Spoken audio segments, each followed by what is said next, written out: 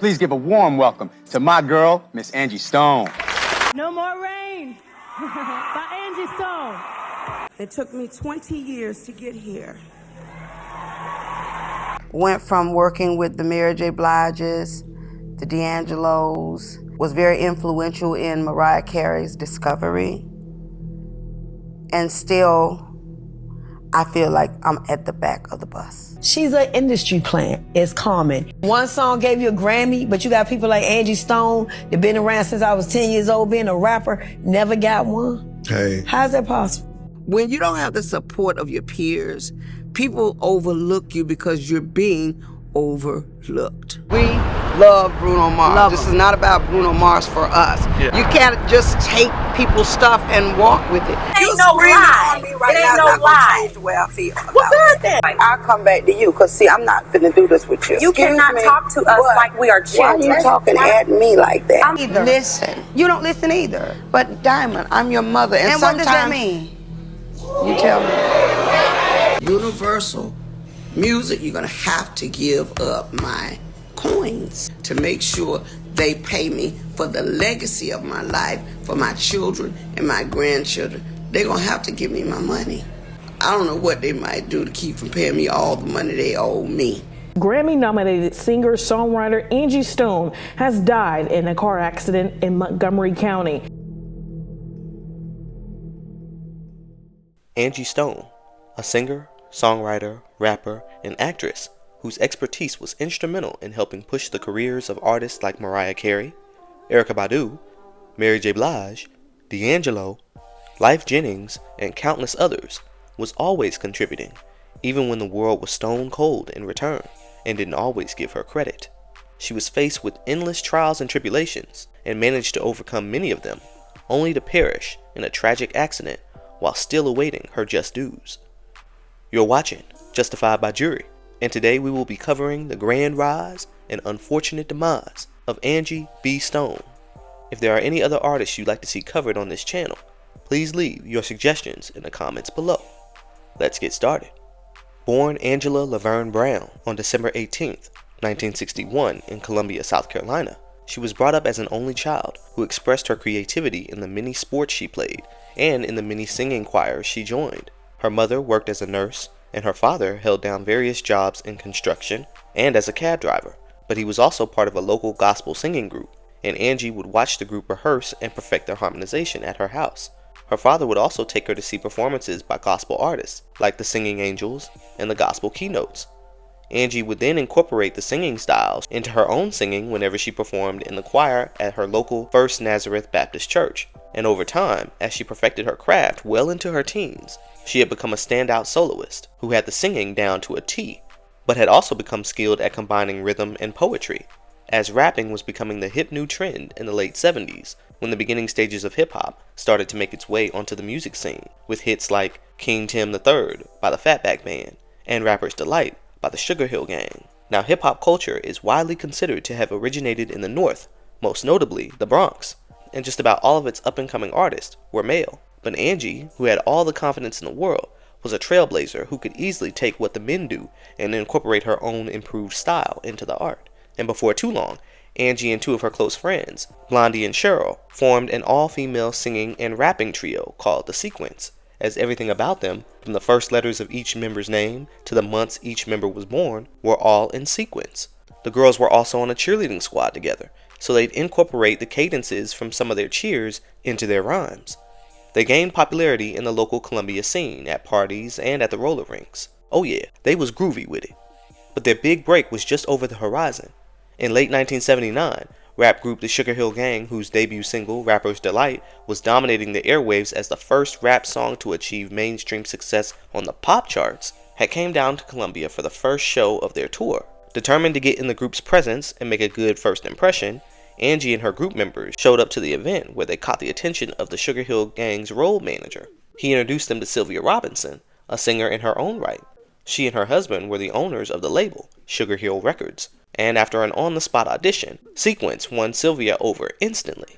She felt she had essentially found Sugarhill Gang's female counterpart, and immediately signed the girls to Sugarhill Records, making the Sequence the second rap group signed to the label, The teenage girls would be uprooted from the South and moved to New York, and were overjoyed that their dreams and ambitions were taking them to new heights under Sylvia's tutelage. Angie said in an interview with Ebony that Sylvia Robinson was a mentor for us all. We learned every trick of the trade from her. I was clueless when I first moved up north on how to deal with the world and the industry. I was 16 turning 17 and still in high school. I listened to everything she said. She taught me to go out and get what it is I wanted because I had the talent. And with such creative talent, they got fast to work not only writing songs for their act, but also Sylvia was like, yo, y'all gonna get in here and write some songs for the Sugarhill Gang as well. And the group happily obliged, collaborating with the Sugarhill Gang on their second single, Rapper's Reprise. But the Sequence's debut single and biggest hit was their song, Funk You Up. This song became an instant hit, going gold just 3 weeks after its release, and it became the first from any female rap group to chart, reaching number 15 on the Black Singles Chart. This cemented the Sequence as the first female rap act during the early years of hip-hop. But the cool thing about these rappers was that they were also singers. They would go on to release 3 albums: Sugarhill Presents The Sequence in 1980, The Sequence in 1982, and The Sequence Party in 1983. And they enjoyed a slew of hits like Simon Says, Monster Jam with Spoonie G, Funky Sound, Tear the Roof Off, which was their own version of Give Up the Funk by Parliament. This version charted at number 39 on the Black Singles Chart, and they had another hit called I Don't Need Your Love, Part 1, which reached number 40 on the Black Singles Chart. They rightfully solidified their place in hip-hop history, but by the mid-80s, sounds in hip-hop had shifted from party theme to street theme with grittier lyrics, so groups like the Sugarhill Gang and Sequence had phased out. And on the business end, the Sequence had fallen victim to the same low-ball, shady deals that had plagued many artists before them and would affect a multitude of artists after them. And even though they weren't flat broke, as they toured often and wrote all of their rhymes, for which they had writing credits, they were only making a fraction of what they were owed due to not having any publishing rights. With Sylvia acting as their manager, label owner, and producer, she was taking home much of the pie. And on many of the songs that they wrote for other artists, including their contributions for Rapper's Reprise, only Sylvia was credited as a writer. So when it came time to renew their contracts, Angie rightfully declined, and eventually the group disbanded without ever receiving its publishing or being compensated what they were fully owed. Though 30 years later, group member Cheryl the Pearl said, they owe us a lot of money. I had gotten over and beyond it, but since I was a team player, I supported them, and as time went on, we learned that there was a lot of money owed. Our song, Funk You Up, that we wrote, Sylvia took 25% of the publishing, which left us 75%. Dr. Dre cut the song, Keep Their Heads Ringing, and when I looked up, all we had was 6% royalties. Sylvia had sold the licensing and rights to the song over to Dr. Dre. Right now, today, Dr. Dre is collecting publishing on a song that we wrote. I never had a publishing deal because I was underage. By the time I went to deal with it legally, the building had burned down, and there were no records or files of anything. So the Sequence is still being cheated. It hurts because this was our first song ever by the first female rap group worldwide. It is our legacy, and we have Dr. Dre collecting publishing on our song. It is a sin. I would hope one day I could look at him as a man, face to face, and say, I have children and grandchildren. I would like them to know my legacy. Can I please have my publishing back because it was never hers to sell? Now during Sequence's 8-year run, they had toured with many acts, one of them being the hip-hop group Funky 4 Plus One More, and Angie had hit it off with one of its members, Rodney Stone, aka Lil Rodney C. Though he was small in stature, his intellect was far beyond his years, and Angie admired his compassion, his ambition, and followed his lead as he put her on to the business side of the industry. This is what initially led her to question some of the stipulations in the group's contracts. Angie's previous boyfriend, who was her first love, had passed away in an accident, so she was vulnerable and longing for love when she and Rodney began their friendship that blossomed into a relationship and eventually marriage after she had become pregnant, which later resulted in the birth of their baby girl, Diamond Tierra Stone, on April 6, 1984. Diamond, being the hardest substance known to man, sets the very foundation of the rock upon which I build my love, my life, and my dreams. Angie planned to be the best role model for her daughter, a well-respected singer, songwriter, doting wife, and loving mother. Unfortunately, her marriage to Rodney would fall apart due to the couple wanting different things. He was still chasing his dream, and couldn't devote any time to getting a regular job to provide for the family. Angie soon found herself with her child up at the welfare office, signing for government assistance. And while for any other former star this might have been embarrassing, Angie had to do what was necessary to take care of her child. She and Rodney separated, though he would be the first of many men who would fall in love with Angie, only to choose their careers over their relationship. The pair would eventually divorce, but she would keep the last name Stone and incorporate it into her business ventures moving forward. She knew she wanted to embark on a solo career, but also wanted to make sure her daughter was taken care of in every aspect. So her parents, being fully supportive of their daughter's efforts, would take in their granddaughter, Diamond, and raise her while Angie set out on a quest to chase her dream and build a legacy for her family back home. But she wanted to venture into more songwriting, as she knew that was where the money was at. She said in an interview with Soul and Jazz and Funk that moving towards a solo career as a songwriter was starting from scratch. I was paying $100 a day to go in the studio and actually tried to write some songs on my own. I just wanted to bounce back after the group sequence disbanded. It just happened that the engineer in the studio, along with 2 other guys, had studio time and were just cutting tracks. Once they saw my writing skills, they came to me and asked me, "Hey, would it be okay if you wrote some of our tracks?" Well, that bartered me free studio time, which was a lot easier than paying for it and creating tracks on my own. So I had a team of people that were using me as a writer, and as a result, the group Vertical Hold was born. She, along with David Bright, Gordon Mack III, and Willie Bruno Jr., would form a group called Vertical Hold. And fun fact, the guys were already a trio, but it was Rodney who suggested that Angie join. And the quartet released their single, Summertime, in 1988 under the record label Criminal Records, which featured Angie, still going by Angie B, rapping, while David did most of the lead singing. The single would only peak at number 82 on the R&B charts. Now things were different this time around for Angie, being the only girl in a group of guys. I was the only female, and there were 3 guys at the time. So it was already different. I didn't have the cattiness of being in a female group. Yeah. And I was the center of the attention because I was a girl. I was the only girl. So it made it a little bit easier. I did enjoy it. It just was too long trying to get signed. However, unlike her time in the sequence, things would be off to a slow start for Vertical Hold, who wouldn't see peak success or a record deal for another 5 years. In the meantime, Angie spent the remainder of the 80s contributing her talents to other musical acts like Prince, who she became a background vocalist for, and Lenny Kravitz, who she joined on his Let Love Rule tour, playing the saxophone. She was just gifted all the way around. But her big break as a songwriter came in the fall of 1991 when she signed a deal with MCA Universal, where she'd be writing songs and doing vocal arrangements for a wide range of artists for many years to come, under the title Baby Diamond Publishing, which was named after hers truly. She and her bandmates from Vertical Hold would write songs for groups like Mantronics, who in turn wrote songs for her group. And by the top of 1993, Vertical Hold, now a trio, would sign with A&M Records and release their official debut album, A Matter of Time, which spawned the hits ASAP, Matter of Time, and their smash hit, Seems You're Much Too Busy, with Angie now going by Angela Stone and showcasing more of her singing.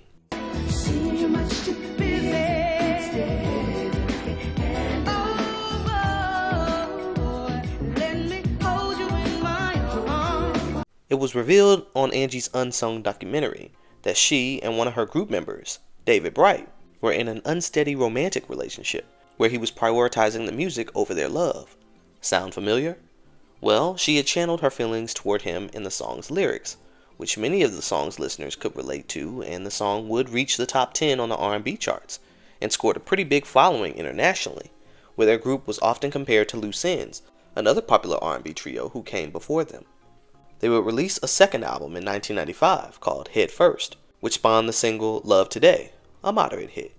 But by now, the group members were being pulled in different directions creatively. Angie had been tapped to assist in other projects often, and was even enlisted to do the vocal arrangements for Freedom, a song from the soundtrack to the 1995 film Panther, featuring a chorus of over 60 black female artists from pop, R&B, and hip-hop, all coming together to sing and rap their contributions to this all-star hit. Now, there's a video on Angie's official YouTube page, I'll leave a link in the description, where she goes in depth on the process and on how she constructed each line sang by each artist. The producers of the project called on Angie because they knew that she could get it done. I had worked so hard to make sure that everybody else did their very best. And I was so proud, and like I said, to be able to work with all those divas, because they are divas, and have them all stay in their place at the time was what I was very good at. Because the first thing I said when everybody came into the room is, listen, all egos out the door. We ain't having none of that because everybody in here can do this. But as for Vertical Hold, the group dissolved after their second album.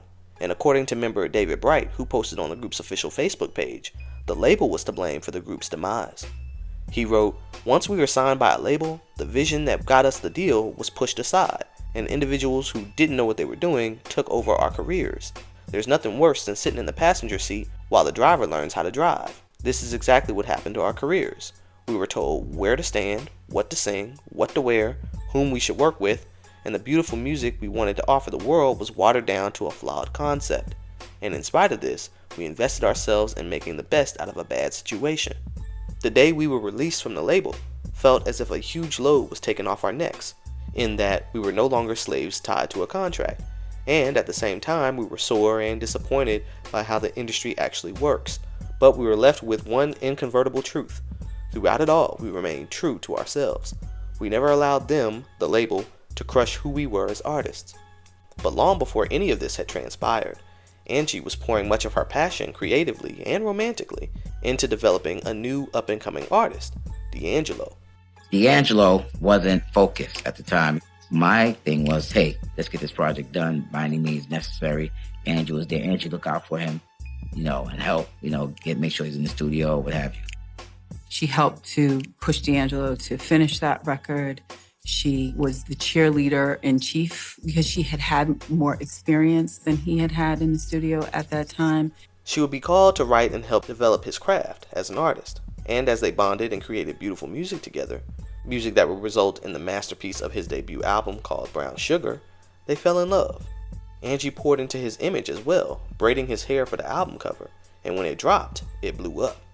The success of Brown Sugar has been regarded by several writers and music critics as inspiration behind the term neo-soul, a term coined by Kedar Massenburg. As D'Angelo's success grew, his image became more refined, and he became a sex symbol.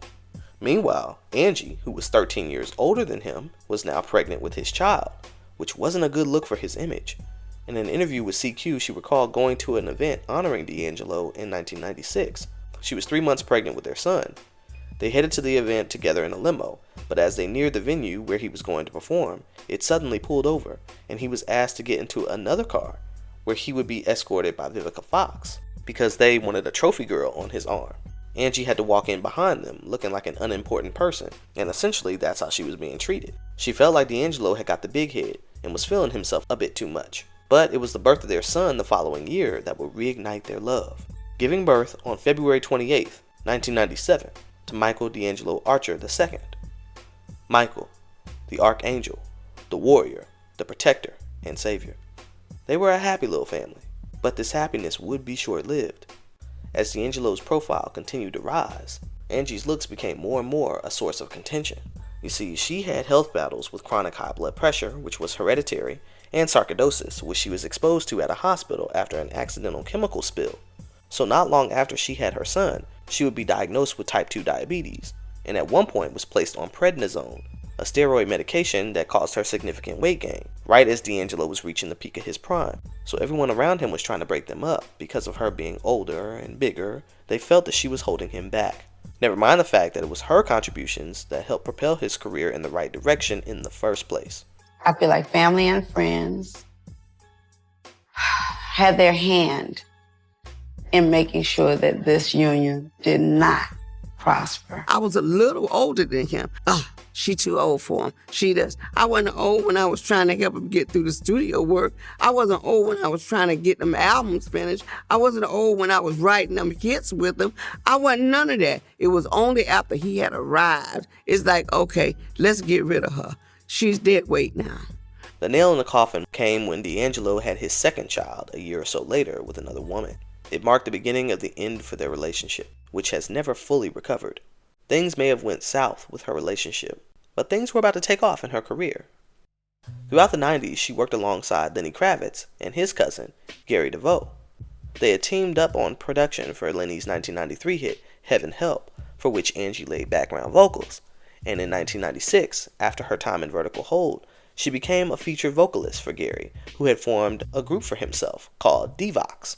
They collaborated on their project titled DEVOX featuring Angie B. Stone, which was released in Japan only.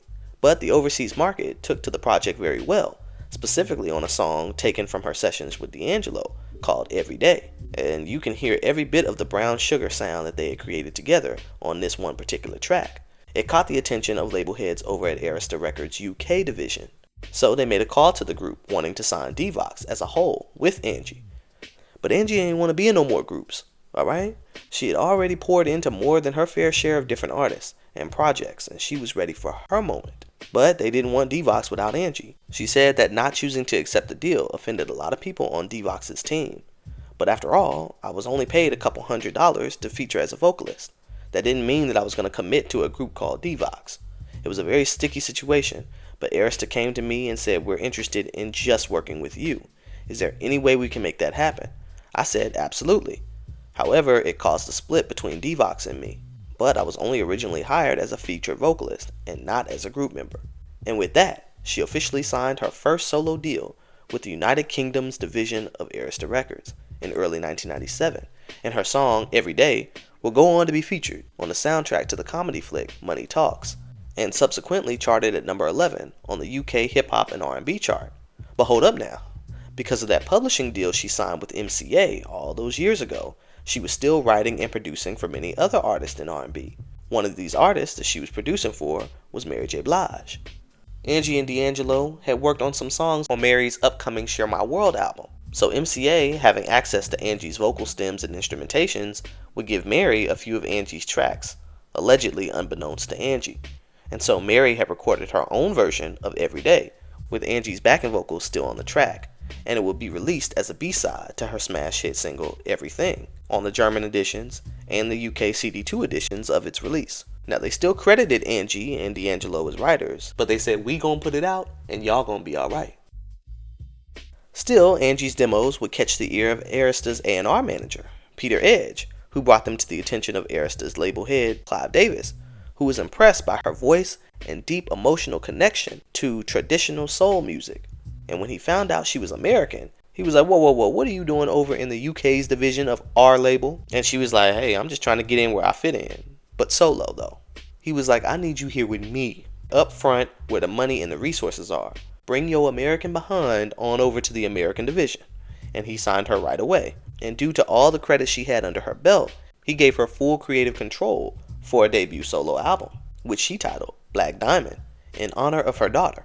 She would incorporate her family's essence into many of the album's themes and concepts, like how when she was little and her father didn't have any more pocket change to give her for ice cream, he'd say, "Baby girl, there ain't no more rain in this cloud."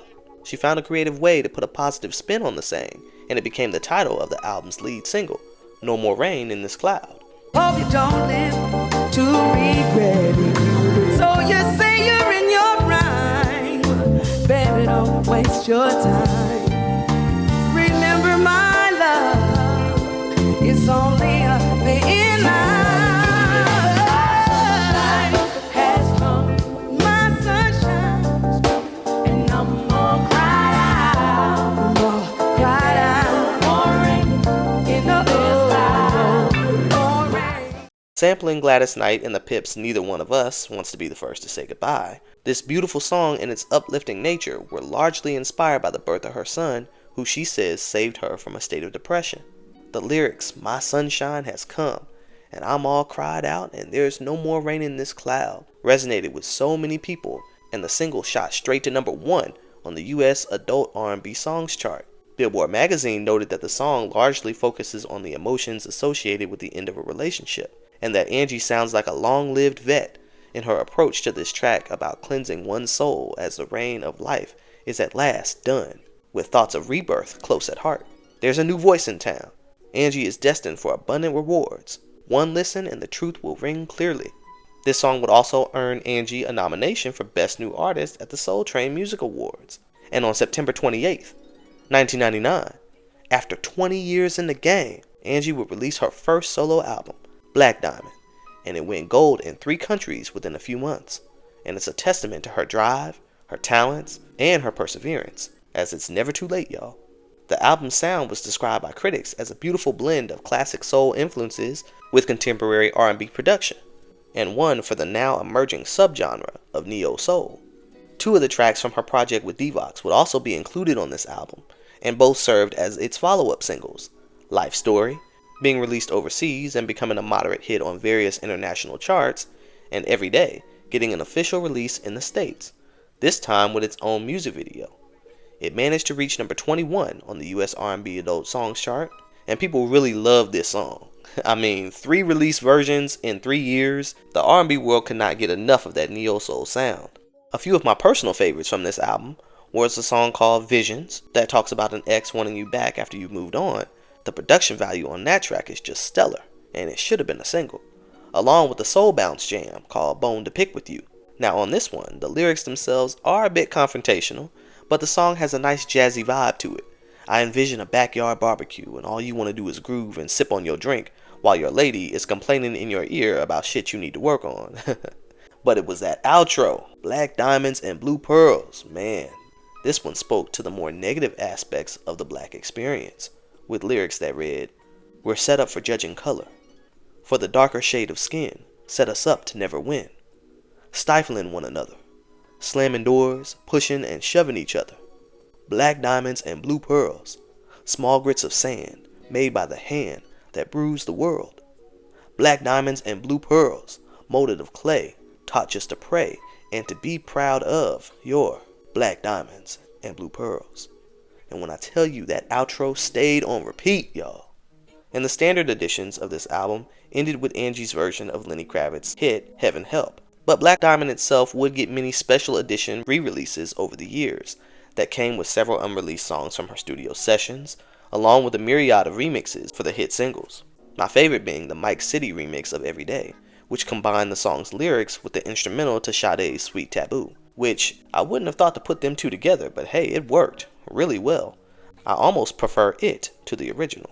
Now, in the album booklet, she included several family photos, poetry, the hot comb, and dedicated a section to profess her faith in Jesus.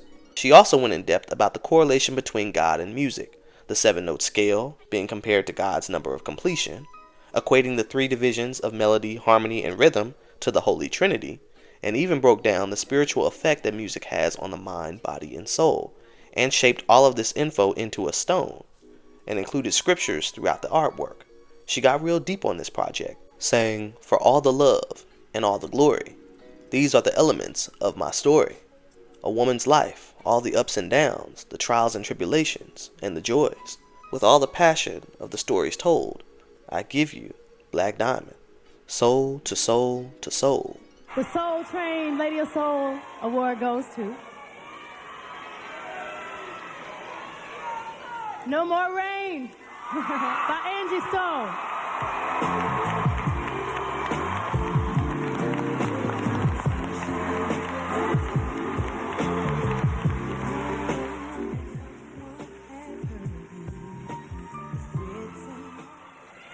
Woo, thank you so much. I'm shaking, y'all. I never expected this. But let me just say, it took me 20 years to get here. Normally, I'd be ashamed to say that, but today I stand proud to say that I think I endured 20 long years and I set a fine example as a lady of soul. Angie took home 2 Soul Train Lady of Soul Awards in 2000. One for Best R&B Soul Single Solo for No More Rain in This Cloud, and one for Best R&B Soul or Rap New Artist Solo. And though this feat was huge, what Angie didn't know was that it would be another 20 years before she graced the stage to receive another award.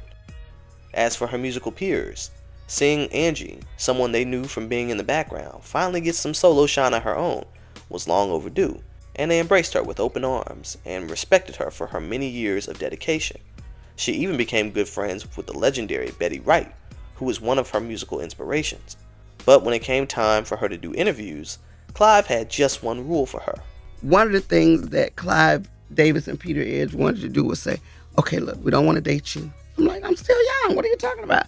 Well, we don't want to talk about all that stuff at Sugarhill, so they kind of gag ordered me not to talk about. So they wanted to be So just your a life brand new started artist there. coming out. Right. Got you.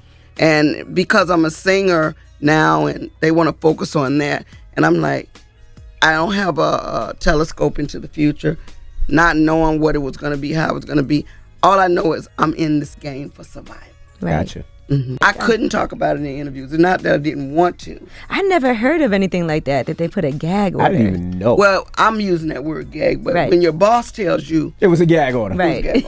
She would, however, be hounded with questions about D'Angelo, whose Voodoo album that she had written on propelled him to mega superstar status with that How Does It Feel music video.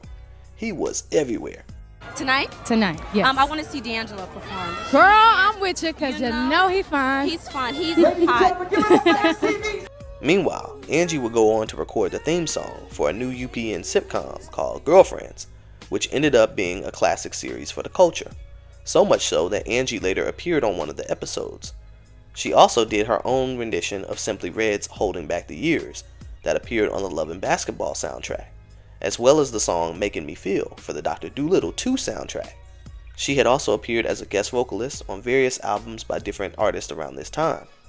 She'd even collaborate with Prince for his single, You Make My Sunshine, which is an underrated ballad that did not get its just dues, partially due to Prince's album being cancelled at that time. But Angie was also seen in the press when it came time to address disasters, like when she dealt with the loss of her glam squad, who were on the plane with Aaliyah when it went down. Angie would attend the funerals of Aaliyah and the other members. And during BET's nighttime special that aired a day later, featuring close friends of Aaliyah, Angie and DMX would be the only celebrities on that special. And Angie gave a fond memory about how out of all 300 women that she worked with for the Panther soundtrack, Aaliyah was the most pleasant. With all the other females that really were vying for position, she was a sweet, humble girl that wasn't running for first place. She just belonged, and I watched her go sit quietly and wait her turn, and it was that moment that I realized that she was special. I can't forget it, and once we did interact, it's a spirituality that if you watch with a spiritual eye, that you pick up on the energy of a person, and one that was so consistent. She was consistent. If it's anything that I have to say about Aaliyah from that time up until right now, I saw recently we used the same makeup artists and hair people that was also a part of that crash. I can tell you that she was consistent and she was never egotistical. She was a beautiful spirit that is truly missed. But getting back to the music, a shift was happening as Clive Davis had left Arista Records to start a new label on his own called J Records, where he'd introduce fresh new young talent like Alicia Keys and Mario. But he wanted Angie to come along with him, as he had relied on her expertise during the auditions of some of these new artists. So she was essential in getting many of these acts signed. Clive wanted to create a space at J Records for her music too, and she willfully made the transition with him. She would get fast on track to writing and recording her second album, Mahogany Soul, this time with the freedom to enlist a variety of new producers like Raphael Sadiq, Swizz Beatz, Warren Baby Dub Campbell, Eddie F., Darren Lighty, and them. Yeah, she had a nice team of brothers working with her. But at the time, the battle of the sexes in hip-hop and R&B was at an all-time high, with every other record dissing the opposite gender. But where you had rappers like Common in hip-hop, and singers like Joe in R&B that also put out records uplifting black women, balancing out the playing field, you ain't had no whole lot of singles that were uplifting the black men. Not no whole lot. But Angie decided that she was going to be the one woman uplifting black men specifically and unapologetically with this new album's lead single called Brother. His hugs, his lips, his touch, and I just want the whole world to know about my life. Oh, I love you. I will never try to hurt you. I want you to know that. This song received rave reviews from critics and listeners alike, who found the song's message to be empowering to black men. And a lot of men and women stood in solidarity with Angie and vowed to love her forever for that. The song's music video, directed by Chris Robinson, features an array of images of many black male leaders such as Malcolm X, Martin Luther King Jr., Muhammad Ali, and Colin Powell, along with photos of artists like Marvin Gaye, Biggie, Tupac, and yes, even D'Angelo. It also features appearances by Will Smith, her label mate Luther Vandross, Sinbad, Avant, Lorenz Tate, and Raphael Sadiq, who had produced the track. Now, of course, the most special appearances in this video came from her father and her son, who were the biggest inspirations for the song. Yes, he's my father. Yes, he's my son. You mean so much to me. You know just what I need. I'm so proud of you. So proud. Brother will shoot all the way to number 3 on the Adult R&B Songs chart and number 13 on the US Hot R&B Hip Hop Songs chart. The song's message also inspired Angie's label mate, Alicia Keys, and rapper Eve, who were motivated to hop on an up-tempo remix to take the song to the next level. Produced by Crucial Keys, this remix will be released as a promo single, and it had reached the top 10 in the UK and in the Netherlands. They had released a music video featuring the women in the studio putting the song together, paired with clips from the original video. All 3 women will perform this song live at the 2001 Billboard Awards.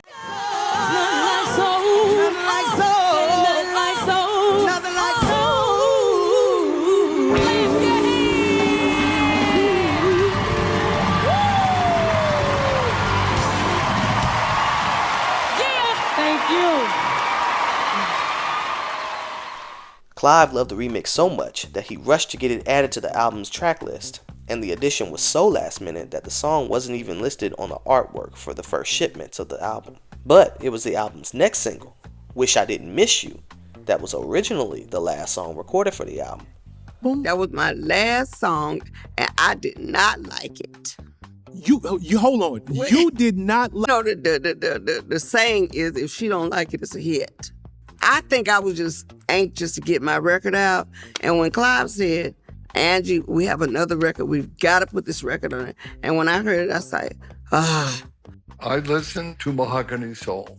It's a real quality album. But I was concerned that it didn't have the big hit single. I was so mad because I didn't want to do one more song. I wanted my album to be done. But you can't argue with Clive. Clive hasn't made a mistake yet. I can't sleep anymore.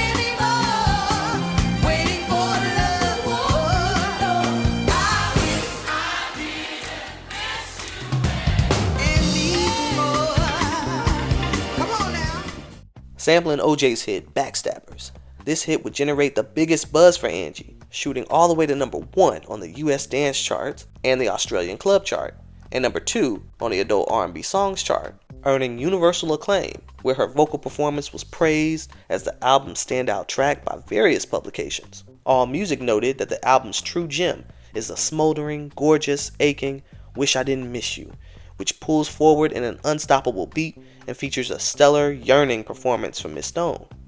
The song would make Billboard's top 100 greatest songs of 2002.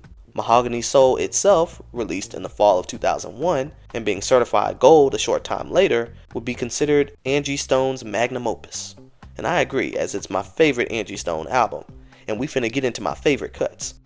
You had the Soul Insurance opener, where Angie's calling out all these fake soul singers just hopping on the bandwagon, as by 2001 the genre had become so popular that singers who weren't really about it wanted to borrow the sound for a minute and profit. But Angie wasn't here for it. Track 3, Pissed Off, was the bitter lover's anthem that expressed regretful feelings of a woman who's given so much of herself to a man who over time became possessive, angry, and demanding, and in the end she's disenchanted, almost disgusted with the idea of love. And even while she's cussing you out on the record, the music and her voice sound so good that she can make the most melancholy topics sound so mellow and soothing. Further evidence of this is on the song Snowflakes, track 5. That song is talking about when you think you found the love of your life, everything's going right, lovebirds are chirping, the sun is shining, and in the midst of all of this, your lover switches up on you and goes ghost, which is the worst feeling. Especially when you look around, everybody else is still in love and happy, and you don't even know what went wrong in your relationship. The music definitely set the tone, as though she's singing sad lyrics, the instrumentation is vibrant, beautiful, and upbeat. I mean, it samples Let's Make Love Now by the Supremes, for crying out loud. But Angie captures this feeling perfectly when she describes it as snowing in the summertime. This song should have been a single, for sure. What was a single was More Than a Woman, which was quite the popular phrase in R&B music around this time when you think about it. But Angie's version, featuring Calvin Richardson, was originally a solo with just him on it, written by him and produced by Eddie F. and Darren Lighty. Now, Calvin had been working closely with Angie, doing background vocals at her shows and even appearing as her love interest in the music video for Brother. Calvin was in between deals and was in preparations to sign with J Records. The plan was to release this duet as the last single for Mahogany Soul that was set to usher in a duets album with the two of them, combining Calvin and Angie, to be called Kalanji. But according to an interview with Bass Entertainment, Calvin said that Hollywood Records was offering him a little bit more money for a solo deal, so he rolled with them instead. Clive, however, would move forward with the release of More Than a Woman as a single, but without Calvin, replacing his vocals with new vocals by R&B singer Joe, and this new version would receive heavy airplay on the radio, peaking at number 4 on the adult R&B songs chart, making it the third consecutive top 5 hit from the album on that chart. Though Calvin felt his removal from the song was pointless. He told You Know I Got Soul that business with Angie and I went to the left, so she took me off the song. At the end of the day, it didn't matter much because the version with me on it is still on the album. Plus, I was the writer of the song, so business-wise, it didn't really affect me. Sometimes women let their emotions take over on the business side of it. Calvin would release his own solo version of the song on Hollywood Records. But Angie's version with Joe would earn her her very first Grammy nomination for Best R&B Performance by a Duo or Group with Vocals at the 2003 Grammys, even though her and Joe lost to Stevie Wonder in Take 6. But man, it's a shame that her and Calvin couldn't do a full release with a music video for this one. Don't get me wrong, I like Joe's version. I mean, Joe can do no wrong in my eyes. But the version with Calvin was my favorite because it had a certain level of character and vulnerability. I can't really put my finger on it, and I don't even know if I'm saying it right, but you get my point. On the latter half of Mahogany Soul, you had songs like The Ingredients of Love with Music Soul Child and her cover of The Makings of You. And that joint right there will make you want to cry, it's so good. But my absolute all-time favorite Angie Stone song was Life Goes On at track 15. I used to wear this track out, y'all. I had it on repeat for days. And then again when I found out she passed. It's one of my favorite songs of all time. And it's a song that Angie Stone produced. Then you got The Heat, where Angie's character is going through it, letting out frustration, and even tells the other person, I hope this don't offend you. It's assaulting and I got an attitude. She then sings about how she turns to God for the strength to press on throughout it all. She would then recruit the church choir and its instruments for the album's closing track, called It's That Time of the Month, Don't Even Mess With Me. And as a man, all I gotta say is, hats off to you ladies, y'all put up with a lot. I'm glad to not know what that feels like. Now, the last single to be released from this project was the country-style Bottles and Cans, which was sonically different than much of the album. But the message behind the song is that true love is immeasurable and that she'd rather be homeless and in love than to have material possessions and no love. This song would be given a minor promo release with a handful of remixes, and would be one of several songs that she would perform on her Music in High Places special, which documented Angie going on an intimate journey, discovering the culture, history, and spirituality of Vancouver Island in British Columbia, Canada. It was a beautiful experience connecting with the culture there, and each performance that she and her band performed would be set against the backdrop of the area's most intriguing natural locations. This special was released on DVD for the fans to enjoy. But all in all, Mahogany Soul performed better than her first album, and was regarded as a defining moment of the neo-soul movement in the early 2000s. Rolling Stone critics put out their individual list of the top 10 albums of 2001. Mahogany Soul made the top 10 on 2 of the critics' list, coming in at number 5 and number 7, and at number 1 on Pop Matter's Best Soul Albums of 2001. Yet, the album would be somewhat overshadowed by the wave of soul R&B music, which was at an all-time high. As a result, the masterpiece that was Mahogany Soul took home no awards. No Grammy, no AMA, no BET, no Soul Train Award, not even a Lady of Soul Award, which was a stark contrast to the label's most prominent artist at this time, who appeared to be taking home every award in the nation. And Alicia Keys deserved those awards, don't get me wrong, but so did Angie, who had fought so hard to get here, only to see the baton pass by her time and time again. And with her now being 40 years of age and a mother of 2, many key people felt, hey, she might be on the back burner, but she should just be thankful she's on the stove at all, especially with the ageism, colorism, and fat shaming that was ever so rampant in those days. But the thing about Miss Angie, y'all, was that she wasn't about to sit around and wait on the attention to come to her. She was going to go out there and get it. And not just in the form of the many tours she embarked on, but also in the form of acting, which was actually her first love, believe it or not. She would appear in TV shows like Moesha and 101. Okay, so nice meeting you. Thank you. Q, I'll get up with you later, all right? No doubt. All right. He sees me pulling up in a limo with Floetry and Angie Stone. That's Angie Stone, the Floetry. Trail mix? It's mine. She'd then make her film debut in The Hot Chick, and a very memorable role in the Fighting Temptations movie/musical, where she got to show off her acting and singing, alongside Beyonce, Melba Moore, Eddie Levert, Faith Evans, and a ton of other singers in the gospel and R&B. Her contributions to the soundtrack were just as vital, like on the songs Love Rains Down on Me, He Still Loves Me, and Time to Come Home. And I love that movie, love the soundtrack, and love Angie even more for her contributions to them. And she had so much fun that she even went on Broadway, taking on the role of Big Mama Morton in Chicago. All of this while still writing for, producing for, and developing new artists. She and Betty Wright did vocal arrangements for up-and-coming R&B pop star Joss Stone on her debut project. I thought I mentioned that because they were like two stones in a pod. Get it? Stone? No? Okay. I think I've represented a role model. I think when they look to Angie Stone, there is someone positive that they can generate to and say, she doesn't do drugs, she doesn't, do this, she doesn't do that, and she's doing her thing. And I think the fact that I'm down to earth and I can relate makes them respect me, not like a mother, not like an auntie, but as a confidant, as a friend, someone that, instills the value of, can I hang that long and still be cool like Angie? So I think there's a level of respect that we have for each other. But Angie's peers didn't forget about her either now. And around this time, Erykah Badu was putting together a remix to her Grammy Award-winning single, Love of My Life, which was an ode to hip-hop. For this mix, she wanted to do a 2003 version of Angie and the Sequence's Funk You Up, and recruited Queen Latifah, Bahamadia, and Angie Stone herself, who would lay a few melodic bars on the track, which appeared on Erykah's 2003 album, Worldwide Underground. Angie would also collaborate with English boy band Blue and Stevie Wonder on the cover of his hit, Signed, Sealed, Delivered, I'm Yours, which did great numbers overseas, reaching the top 20 in 7 different countries. Angie loved herself a good collaboration, and as much as she enjoyed being a solo artist, there was something so magical about the coming together of musical talents to create a masterpiece. She had planned ahead an album called Diary of a Soul Sister, set to be comprised of many collaborations between her and several black female soul and R&B singers, like Chaka Khan, Gladys Knight, Roberta Flack, and Natalie Cole.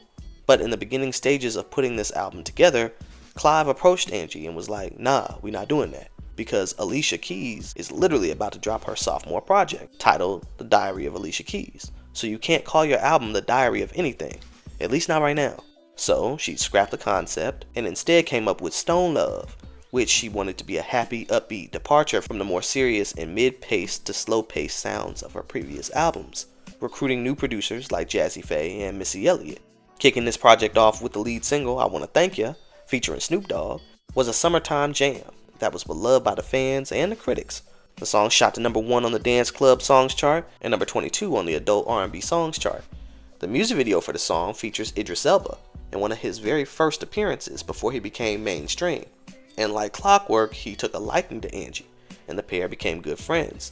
But in the years that followed, he wanted more. Angie, however, wasn't about to become the girlfriend of another soon-to-be sex symbol.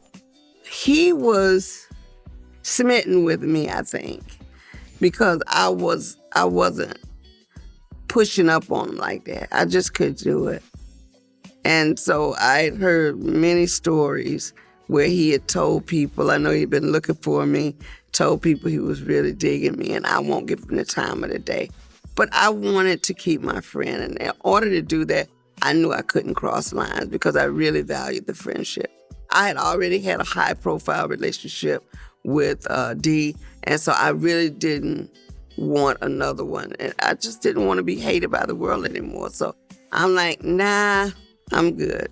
Now it's funny because on her 2015 album, there's a song where she's describing her dream man. She says he's dark-skinned like Idris. But around the time of Stone Love, released on June 28th, 2004, Angie was actually briefly engaged to a rapper named THC, who appears on the song Karma, which was a dope track. He'd also performed the song on tour with her. Now, this album would be praised by critics, with many publications saying that they enjoyed it from start to end. This album featured Betty Wright, Flowetry, and even Angie's daughter Diamond, who by now was all grown up and trying to embark on a singing career of her own. She and Angie had collaborated on the soundtrack for the movie Brown Sugar, on the song called Bring Your Heart, and Diamond can harmonize now, don't sleep on it. But for this album, they were on a song called You're Gonna Get It, which to date is only available on some streaming platforms, along with a few other tracks from this album. Diamond would appear on background vocals for the album's second single, U-Haul, which was described as a classic I Shoulda Left Your Ass Years Ago ballad that was produced by Missy Elliott and featured Missy, R&B singer Tweet, and Betty Wright all on background vocals as well. Though the single was a minor hit and didn't receive a video, it would earn Angie her second Grammy nomination, this time for Best Female R&B Vocal Performance at the 2005 Grammy Awards. Unfortunately, she lost to Alicia Keys, who would take that award for her mega hit, If I Ain't Got You. The third single, Stay For A While, featured Anthony Hamilton and was a fan favorite. It was minor on the charts and wasn't really promoted outside of a few live performances, and like the second single, it had no video. The album itself had dope songs like Lover's Ghetto, which was my favorite track, and one that Angie performed often, but saw no single release. Another track, You Don't Love Me, had such a sweet melody for such a gloomy concept. It reminds me of the aforementioned Snowflakes from the previous album. Remy Red musically has similarities reminiscent of Bone to Pick With You from the first album. The song Cinderella was another good one.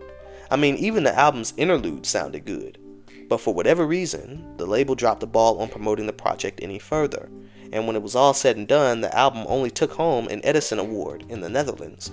As the Dutch markets, hey, they liked the album. They was like, come on, we gonna give you our version of the Grammys. But ultimately, man, it was like the label was just planning for Angie to have a nice little project, while they wanted her to continue being an A&R of sorts, helping develop the label's new talents, like Fantasia, but without the A&R pay. Still, she managed to pull a few strings to get J Records to offer D'Angelo a record deal after his deal with Virgin Records came to an end. She figured, let me help my baby daddy out. But she heard rumors through the grapevine that the only way D'Angelo's team would accept the deal is if the label got rid of Angie. And she couldn't help but notice that J Records wasn't really promoting her as an artist anymore. Still, against her better judgment, she tried to take a stab at recording another album, even though Stone Love hadn't even been out a year at this point. And her label said fine, but the budget to record this new album will be cut in half from your previous albums. And that wasn't the worst part. She told Orange County Register that J Records led me to believe that we were recording a regular album, but halfway through the process, they said they wanted to do a greatest hits album. And at that point, she knew what time it was. Either she was about to be dropped from the label, or her music was going to sit on the shelf while she developed other artists for free. But Angie was going to do you one better. She asked to be released from the label, saying in a letter to Clive, "Why don't you release me and we can all be happy?" Make a first-class move. I would like a release. Clive gave me a release and $50,000. However, Clive justified the label's decision-making process with Angie's career in his 2013 autobiography, The Soundtrack of My Life, that read, "The A&R man, Peter Edge, who helped bring Alicia Keys to Arista, also brought Angie to my attention, and we had great hopes for her. She had co-written with D'Angelo, and her powerful voice and deep emotional connection to traditional soul music made her a critic's darling. Somehow, unfortunately, she and we were never able to come up with a defining hit that would truly cause her career to soar. Angie came to believe that she had been eclipsed by Alicia Keys, and in a sense that's true, though it was definitely not a reflection of any formal or informal policy at J. It's easy for an artist to say, oh, they've got a new favorite now, but history has shown that there's always room for another success. When we had Dion, there was room for Aretha, and when we had Dion and Aretha, there was room for Whitney and later Toni Braxton. We promoted Angie as strongly as we could, but after a couple of albums without major breakthrough cuts, she had plateaued as a gold-level artist. That's certainly more than respectable, and reflected Angie's real talent and sizable following, but the truth is that Alicia looked to be an all-timer. She was the subject of tremendous interest in the media and the industry, and she was also writing and recording big hit singles. It would have been both foolish and grossly negligent not to support her as energetically as we did, but nothing was at the expense of the very gifted Angie. Now a free agent, and reflecting over the past several years, Angie remembered not only being overlooked, but she also remembered all the fat jokes in the tabloids, and how when Oprah did a special for female artists in R&B, a lineup that included Alicia Keys, India.Arie, Mary Mary, Jill Scott, and Yolanda Adams, that her manager told her that Clive didn't want her featured in the show because of her weight, a weight gain that was caused by medication nonetheless. Either way, determined to make a difference, Angie took a break from music for a while and joined Celebrity Fit Club in 2006 for the show's 4th season. While on the show, she lost the 2nd greatest loss of weight in the show's history. That same year, she would be approached by Stax Records, who offered her a lucrative recording contract that she signed, and over the next year, she would record her next album in Marvin Gaye's old studio in LA. She said, "Marvin's room has magic all over it, connecting with my original roots, having a Memphis producer from that whole Stax era, it was really a blessing. Knowing I had the opportunity to work in that space, how could you go wrong?" And in October of 2007, she released her 4th album, The Art of Love and War, the title being a reference to her experiences in her final days at J Records, where it had become expected that she would develop new talent. And when this album dropped, it debuted at number 11 on the US Billboard 200, becoming her highest charting album to date, and went straight to number 1 on the R&B albums chart, becoming her first ever album to do so. The album's lead single, Baby, featuring Betty Wright, went straight to number 1 on the adult R&B songs chart, and number 3 on the dance club songs chart. The video features a storyline where her baby, played by Mike Epps, gets all the credit for Angie saving a woman who was being attacked. When he becomes a big shot, he leaves Angie in the dust. Talk about art imitating life, as this mirrored many situations in Angie's career. Sampling Give Me Your Love by Curtis Mayfield, Baby would snag Angie her 3rd Grammy nomination for Best R&B Performance by a Duo or Group with Vocals, but she and Betty lost to Chaka Khan and Mary J. Blige. The 2nd single from this album was Sometimes, which did get a music video and moderate spins on the radio stations. A few of my favorite standouts from this album are Half a Chance, These Are the Reasons, and Sit Down. There was also a song that Idris Elba co-wrote and co-produced called My People, which featured Angie and James Ingram going down the list naming important pioneers in black history. You know, if Angie was going to be for anybody, she was going to be for the people. And even though she mentioned Barack Obama, who at the time was just a running candidate for presidency, at the end of the song she shouted out Bill Clinton, saying, "That's right, I said it. Y'all know he was the first black man in the White House." During this era, she returned to acting, appearing in a couple of episodes of Lincoln Heights as Octavia, in the film Pastor Brown as Rit Fredericks, and in the Nickelodeon film Schoolgirls as Headmaster Jones. You are on supervised permanent detention until further notice. Well, what about what she did to Mo? I don't know anything about that. But here at Summerdale, 2 wrongs don't make a right. In 2009, she returned to music with her 5th album, Unexpected, which incorporated more electro-pop elements as R&B was becoming more pop-dominated during this era. The lead single, I Ain't Hearing You, managed to chart at number 14 on the adult R&B songs chart, but Angie was dealt a devastating blow when her father passed away unexpectedly during the album's production. She had worked so hard to follow in his footsteps with singing and create a legacy that he would be proud of, and he was.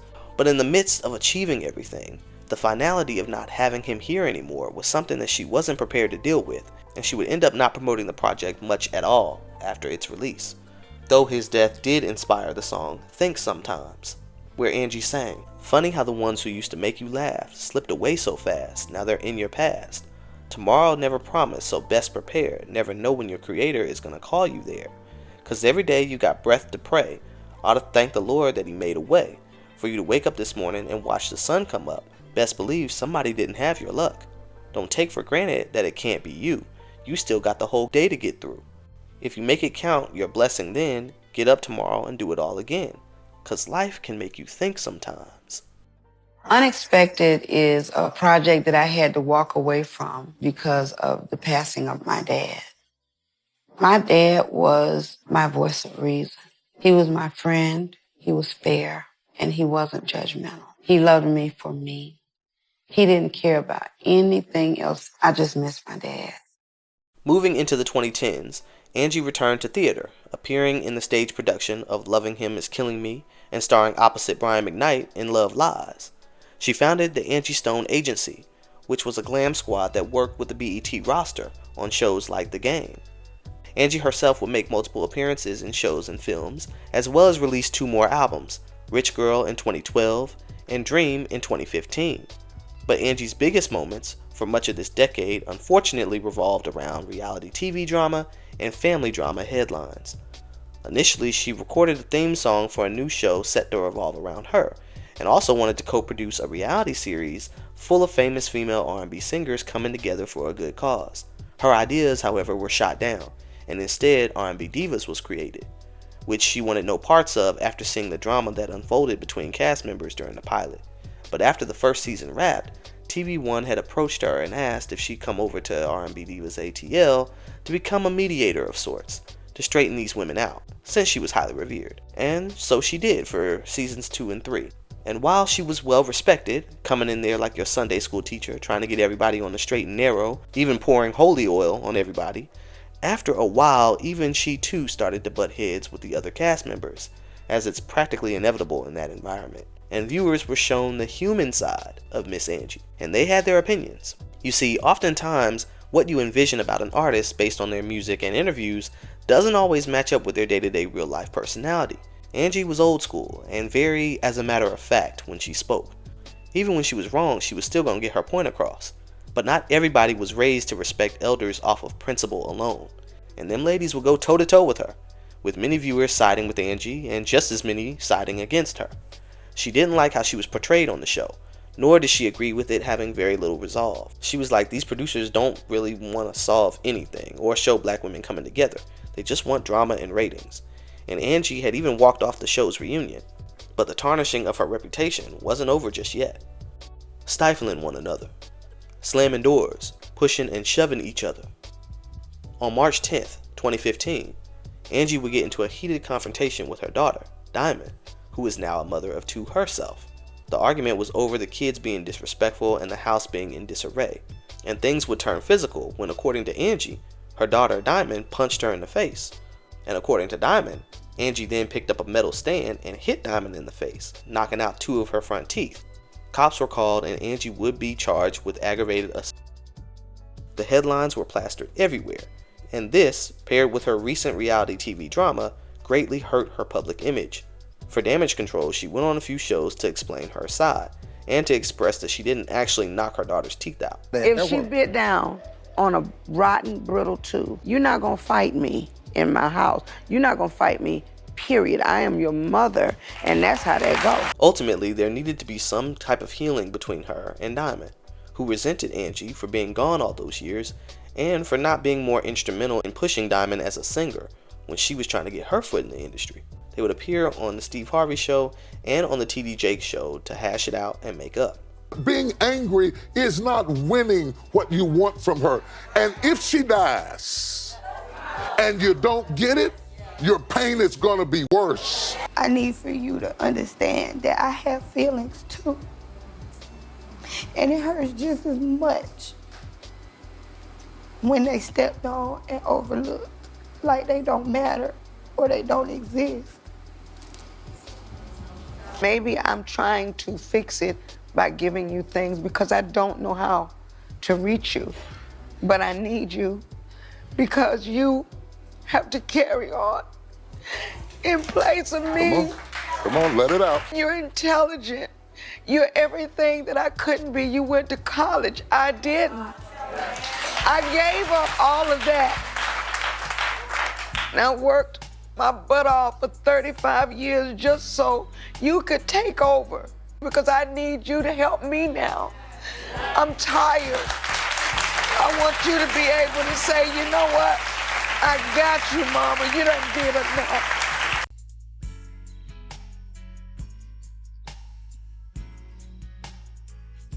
As for Angie's relationships, by this time she had been with a man named Ashanti for a few years. He had become her manager at one point.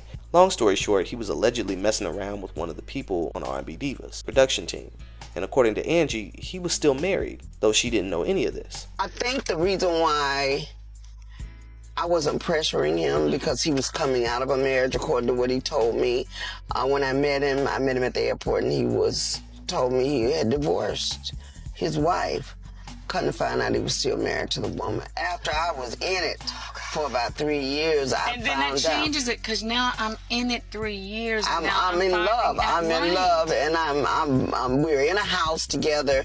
I relocated from California. I'm really trusting this person, and then I find out, because you're engaged to me, and I'm on the Steve Harvey show blasting my mouth about I got this beautiful engagement ring on, and Steve Harvey calls me out and says, so who bought you this beautiful ring? And of course he's there. Why wouldn't I say him? And it was at that time that the phone started ringing like, you're what? You're getting married. You're already married. This is when I start to find out, dude, how could you do this? After this, Angie did her best to keep her relationships out of the spotlight. In 2016, Angie put out another album called Covered in Soul, but this album would mark a musical departure from her original soul sounds, and this was most evident on the album's first track, These Eyes, which was a cover of the Canadian rock band The Who's 1969 pop rock single. This cover was amazing. I actually had to go and download it. Released as a promo single though, it failed to chart. The album consists of covers of famous songs, but the sound is very eclectic, from soft rock to reggae, and the last couple of songs would be live covers of Angie's older hits, but her voice during the live sessions was somewhat strained and significantly raspier on some parts. Unfortunately, critics tore this album apart, with one publication calling it a truly sad album, one of the saddest of the year. Others felt that it came across more like a spirited karaoke night, as her vocals kind of took a back seat on this album, and the instruments played louder and for longer than you would expect on an Angie Stone album. But Angie would redeem herself at the Soul Train Awards that year, where she sang on the Soul Cypher, dedicating her portion to the brothers. Yes, he's my father. Yes, he's my son. I can talk to him, cause he understands everything I go through and everything I am. But what she was really hoping for was for a chance for Sequence to come in and finally receive their props.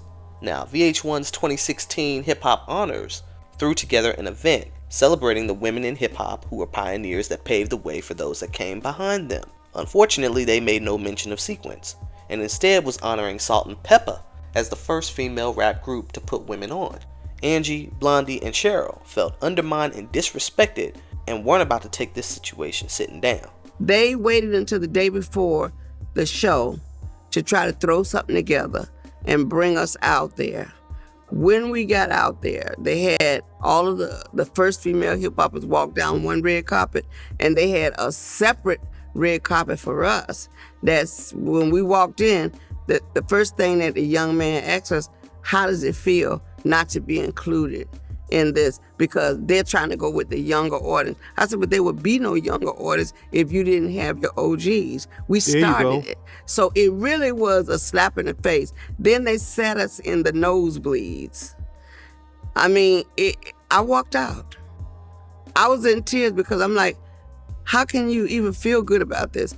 Everybody and their mama was on stage giving their props. And we were sitting in the nosebleeds like, okay, we got you out here, so be satisfied. I told Blondie and Cheryl, let's go. The Hip Hop Honors only showed a picture of the Sequence on the screen, along with the other notable female acts, but never gave the group their flowers. Someone else who didn't give them their props was Bruno Mars and Mark Ronson, who should have known better. They had collaborated on his 2014 smash hit, Uptown Funk, which was heavily inspired by Funk You Right On Up.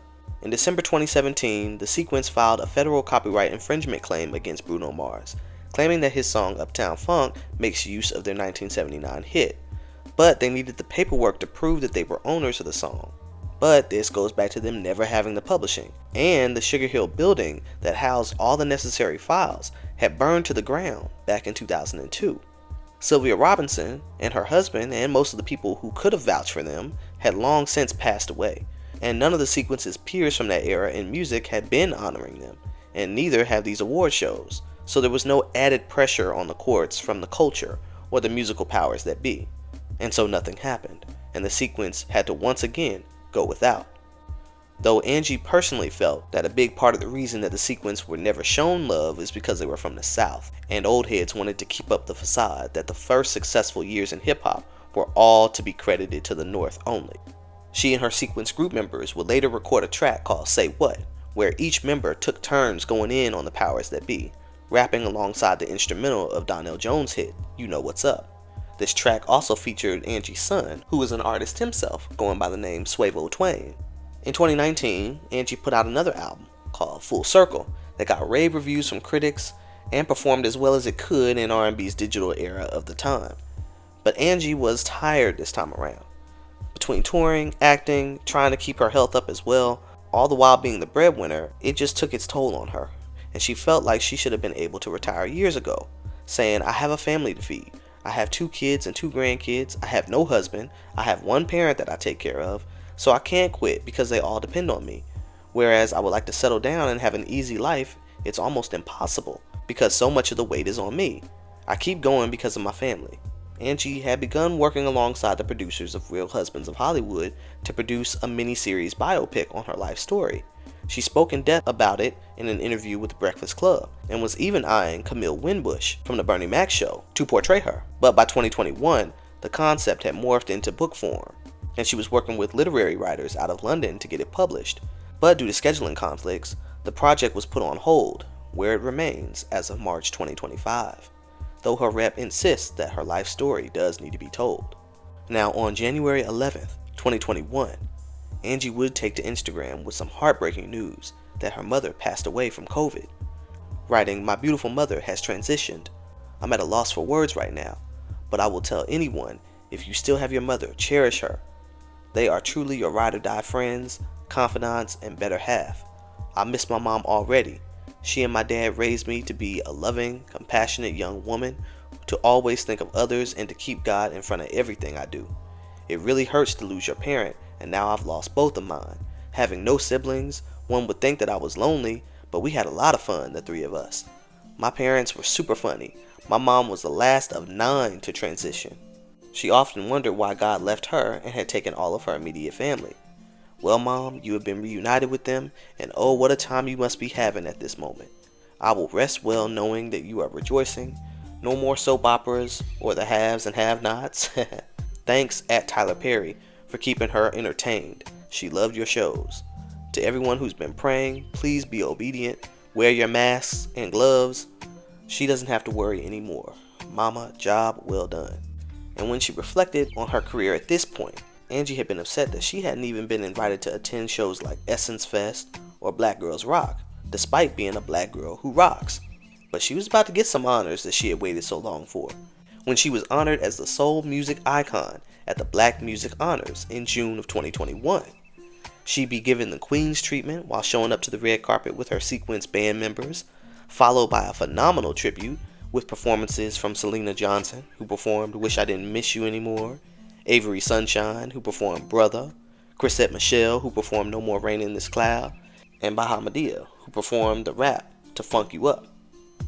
Angie was so overjoyed to see her talents be celebrated on an award show stage. She only wished that her mother and father were there to see her in her moment of glory. Glory to the Creator. For 40 plus years in the business, doing entertainment, something that I was gifted to do, sustaining my standards. Without him, I would be nothing.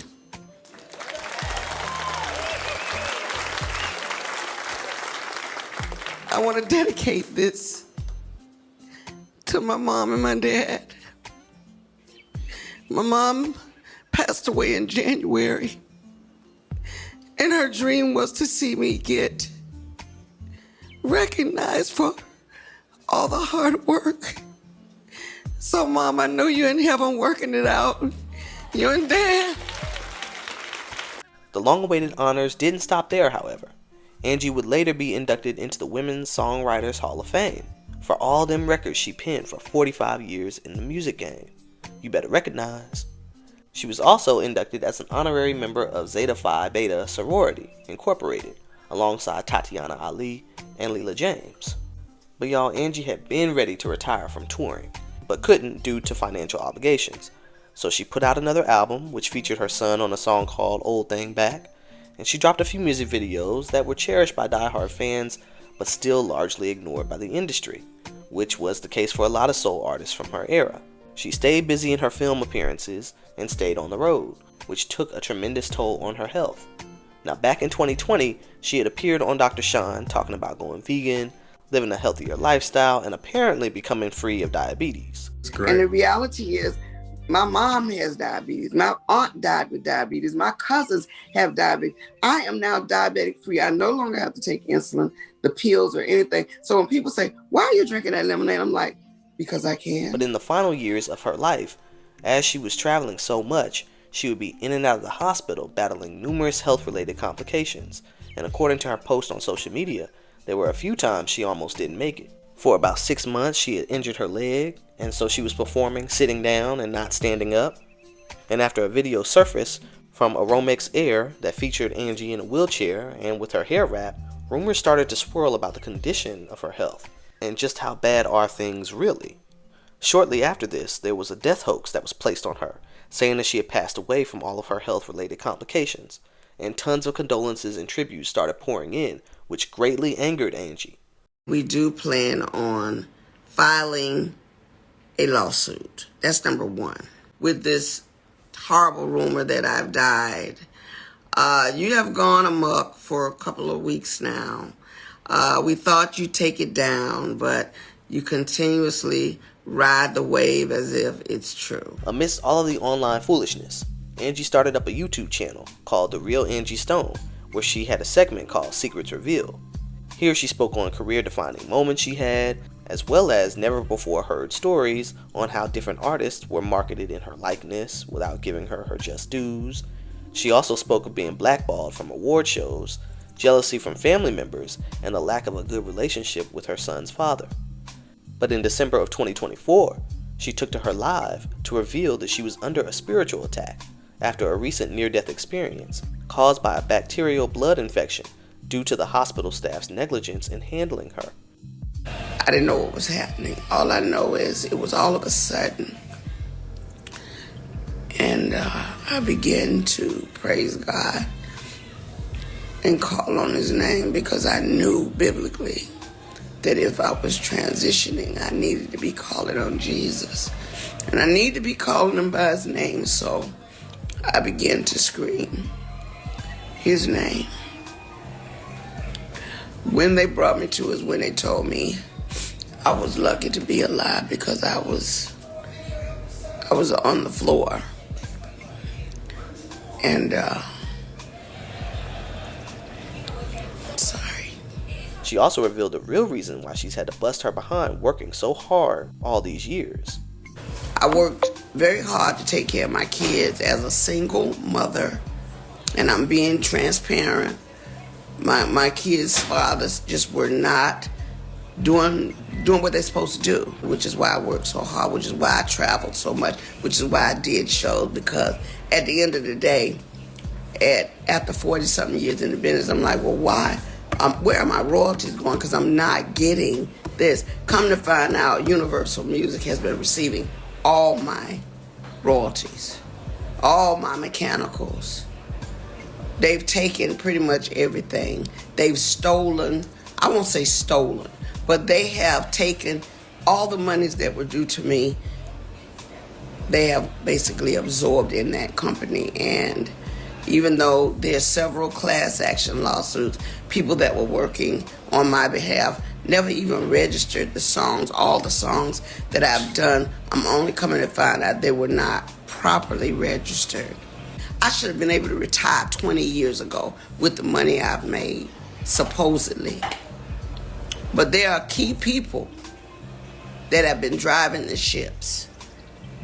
And what they've been doing is improperly representing me, improperly stealing from me, taking things in their own hand, changing and switching lanes because they knew I didn't know that part. So you got to get a diesel crew, and I call them a diesel crew, to go in and rectify the issue. She planned to take legal action against UMG with the help of her diesel crew. Stone Paxton, and TBC Group Entertainment, who were instrumental in finding out that there were little to no publishing in her name, and were making plans to set up an Angie Stone Las Vegas residency. That way she could do her performances in one spot and make money without the stress of having to travel all over the nation for touring. The negotiations were to take place in mid-March of 2025. Meanwhile, several people in her camp began to quit, while others began to die. The biggest death came on New Year's Day 2025, when her longtime collaborator, Jonathan Richman, who co-wrote some of her biggest hits, passed away. He was the one who played the keys and sang the male parts on her live duets. Devastated, she and the rest of her band would break from touring while they grieved and scouted out fill-ins, before returning to the stage on February 28, 2025. She was set out to Mobile, Alabama for a performance at the Grand Marshals Ball for a Mardi Gras themed concert. I want you to know this is our first show this year. We've lost loved ones, as some of you have. And I didn't think we was gonna come back because we was hit pretty hard. Mothers, brothers, sisters, people just left our camp. But God said, I'm not done with you yet. So we came back to celebrate, and this was our first stop. All in all, she looked to be in good spirits, dazzling and doing what she did best, singing those same old hits.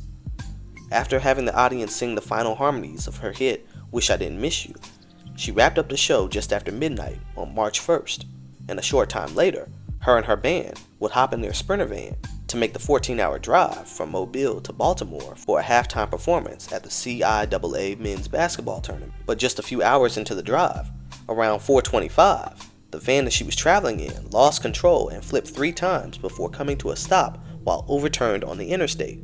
The van was then hit by a semi-trailer truck.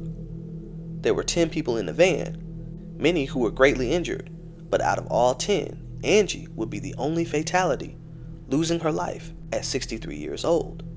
As mid-morning and early afternoon rolled around, news of her sudden death was slow to make its rounds and hadn't set in at first, as many people chalked it up to being another death hoax. I know for most of us, we couldn't fathom Angie Stone, a woman who built a 45-year musical legacy, suddenly perishing in such a tragic way. I mean, she was just on here getting everybody hyped for her upcoming event. On March 1st, I will be doing the CIAA. I want all my sorors to come and represent. I am going to be at the CIAA performing. You don't want to miss it. I'm also bringing product with me, hot top and coffee. Bam. I'm bringing this with me so you can buy your own when you get there. Hopefully we'll have a table set up. Her fans and fellow sorors, who are eagerly awaiting her performance at the CIAA halftime show, would instead be given the devastating news right at the time that she was set to perform. The halftime artist was to have been Angie Stone. On her way to Baltimore, she was killed in an accident.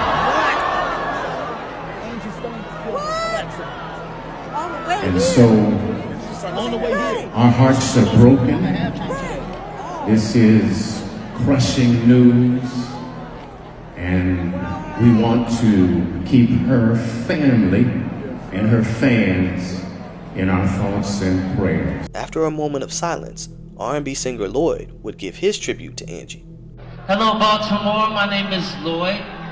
I'm a friend of Angie's who passed away today. I just want to do 3 things with you, if you will. If you ever lost somebody that you love, I want you to look up to the sky and say, I appreciate you. I want you to look at the person to your left or to your right. Say, I respect you. Now I want everybody put one hand in the air. Place it over your own heart. Make this promise to yourself. Say, I love you. Life is too short to take things for granted. If you came here with your mom, your dad, your brother, your sister, your aunt, your uncle, your lover, your husband, wife, look at him right now, tell him I love you. Thank you so much. And once social media and the news outlets caught on that yes, this really did happen, by the end of the weekend, Angie's wreck was plastered all over the socials. Hundreds of thousands of tributes would pour in from fans and industry peers, as well as press statements from the venue she had just left and from the venue she was headed to for her next performance. But what spread like wildfires were the many conspiracies surrounding the timing of her demise, especially with her calling out a major label and demanding that they pay her. Many people felt she was too old to be dying in this manner, and for her to be the only fatality in a vehicle with 10 people was eerily reminiscent of the death of superstar Lisa Left Eye Lopez, who was the subject of the last video I did. Now, Left Eye also felt that she was under spiritual attack right before her car accident, and in the accident, there were 10 people inside, yet she was the only one who died. Angie and Left Eye were both signed under Arista at the same time, with Clive making major decisions on their career trajectories. But in Angie's accident, when it came to basic information, there were far more questions than answers. One of the passengers in Angie's van was named Sharita Murphy, who, along with her twin sister, were a vocal duo named the Black Betties. Sharita wrote on her social media, "We are blessed to be alive," and she also credited Angie Stone's calm demeanor during the whole ordeal, alleging that the van driver's extremely fast driving caused Angie to request that he slow down, but he failed to do so, resulting in the van flipping 3 times before being struck by an 18-wheeler and claiming the life of Angie Stone. But her post apparently was later removed, as you can't find it. The driver of Angie's van was named Lethal Randolph Carter, and he was said to have a lengthy rap sheet from back in the day. And while everyone has a past, many of these offenses were driving offenses. It was also alleged that the reason he didn't slow down when Angie told him to was because he was trying to get to Baltimore in the fastest time possible, which sounded all too eerily similar to the death of another R&B singer whose vehicle operator also had a rap sheet full of disqualifications, but was trying to rush to the next destination. Who was it that did press interviews and spoke on that singer's behalf again? But another video surfaced of a passerby who stopped on the side of the road after Angie's van flipped, but before it was hit by the 18-wheeler, and she gave her account. After driving the 6 hours home, showering, and processing it all, here's the story. About 4 a.m. on Saturday morning, me and my daughter were driving to Charleston, South Carolina for her Sweet 16 birthday getaway. We came up to a truck with a trailer and its flashers were on, so we slowed down some, and that's when I noticed there was an overturned vehicle in the fast lane. And it looked like it just happened. I pulled over and put my flashers on, and I told my daughter to stay in the car, and I ran over. It was a van, and I ran over, and there were so many people in this van, and they were just trying to get out, and I asked if they'd called the cops, and they said, "We're just trying to get out." And they were helping this woman out off the side of the van, and I grabbed her hand and I helped her get down, and she seemed out of it, and I was holding her hand and she was wobbling around, and I said, "Baby, you got to sit down." And then the next thing I know, I flew and I fell down to the ground, and it felt like something not ran over me but brushed over me.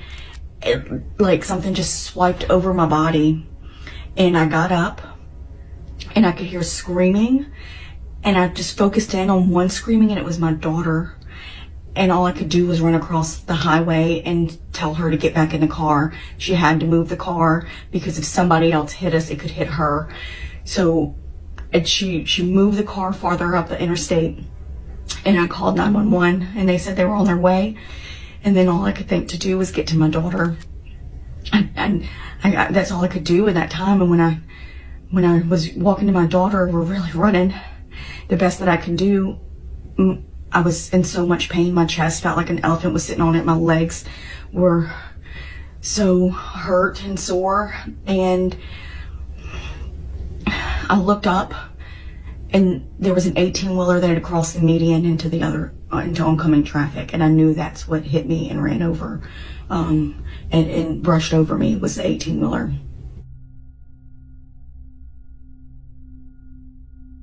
She did later state that her post was asked to be removed, and so she removed it.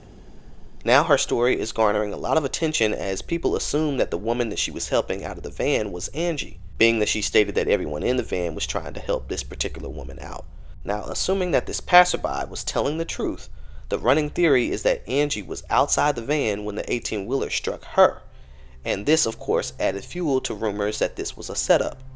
And it didn't help that keywords like Diesel Crew, Lethal Carter could easily be dissected into something much more sinister.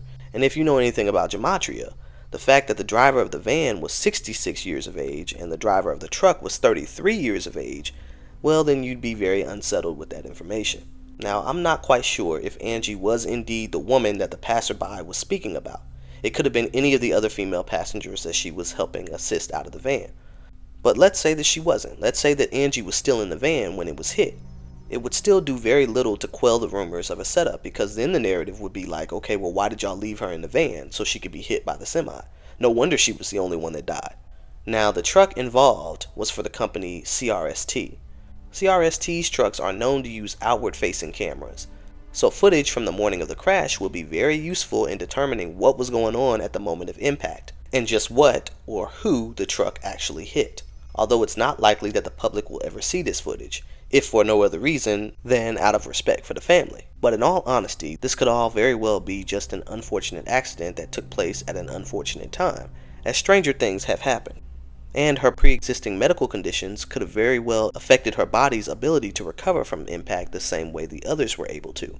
That's assuming that everyone was hit at the same time, whether inside or outside the van. One thing many reports did mention was that she survived the initial van flipping over multiple times, and that it was the truck's impact that killed her. But how would they know that for sure? Right now there's still an active investigation going on, and other passengers and or witnesses have been asked to remain quiet until the official report is made public. No arrests have been made as of the making of this video. And though there are social media posts alleging that some of the passengers in Angie's van are filing a civil lawsuit against the van's driver, further information on that is very limited as well. Of course, the overall lack of information has understandably frustrated many fans, but what's even more frustrating are the battles that her immediate family faced in the wake of her death. Someone started a fake GoFundMe and profited 12 grand off of Angie's demise. Thankfully, the family was able to get it shut down. But when her daughter, Diamond, tried to set up receiving donations through Cash App, she was bashed online by people who felt it was uncouth to do so. Now, these people didn't stop to consider that perhaps her daughter wouldn't be asking for donations if Angie was being properly compensated on the business end. Angie's public memorial service took place on March 14th in Atlanta, followed by a private service at her home church in Columbia, South Carolina the next day. Celebrities like Kirk Franklin, Tamala Mann, Keke Wyatt, Music Soul Child, and Chris Tucker, among others. After all she and her children went through, they now have to carry the torch in her honor. But I know I'ma miss taking care of you. Even though you got on my nerves. Y'all don't know how hard it was to be in the hospital, arguing with nurses, fussing at her, and having to manage it all. But I did the best I could, Ma.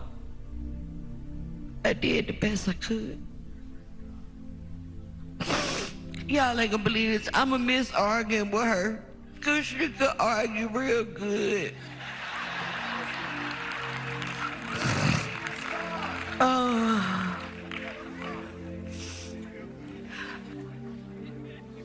People wouldn't understand our dynamic. It's complex. But to know us is to love us. And if you mess with one, you got to deal with all of us. And we crazy a little bit. One person who was fed up with the way that Angie had been treated was Tyler Perry. But to think that this woman was in the business for all of these years, and there's a difference between performing because you want to and performing because you have to. All of those years, all of those songs, all of that money that was owed to her, where is it? It's wrong. Now, Clive Davis would not attend, instead sending a letter for her manager's wife to read. That was, in so many words, a biography of Angie's career. Following Angie's passing, No More Rain in This Cloud soared to #1 on the Billboard R&B Songs chart, and it also debuted at number 15 on the digital song sales chart. And with spring just a mere few days away, I'm reminded of what she said in that smash hit, that spring has come and winter's gone, my love, But don't look around for me, child. I'll be gone. And with that I say, rest in eternal paradise, Angie, for you will cry no more, reunited with your mother and father, and more importantly, your heavenly Father. You left us at a time where we lost Roberta Flack, a singer you modeled yourself after, Roy Ayers, the godfather of Neo Soul, and your good friend Dwayne Wiggins of Tony, who you collaborated with frequently. Angie, your works here were not in vain, and we see you because through it all, you was always right there, developing, shaping, molding, and giving back, even when the world didn't recognize. We love you, Angie. She leaves behind her daughter Diamond and 2 grandchildren, and her son, who's actually got a single out called Miss Angie's Son, which was a song that they had worked on together. Angie's last performance on February 28th was the night of her son's 28th birthday. She also filmed a few movies and shot a few scenes for a TV show with her Sequence group member, Blondie, and had another show called House of Flav, which was to premiere on her social media, where she discovered new singing talents, as well as coming out with another album. We'll see whatever comes of these ventures, and we'll see if UMG, along with whoever owns the publishing from the Sequence days, will honor Angie's legacy and compensate her family for all that she was owed. Until then, this is Justified by Jury. Y'all know how to hit that like, and y'all know how to hit that subscribe. If you want to, do so, and I will catch y'all in the next video.